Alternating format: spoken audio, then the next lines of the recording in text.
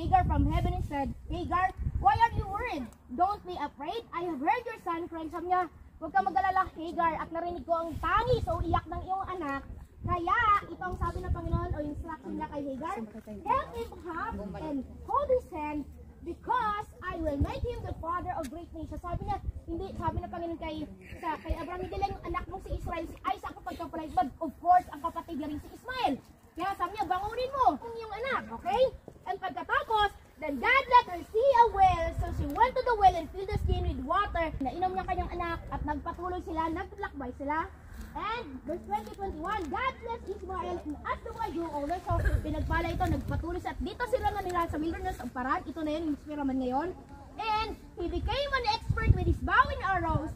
He lived in the Paran desert, and his mother chose an Egyptian woman for him to take note, naging magaling na mga ngaso, Ismael. At nung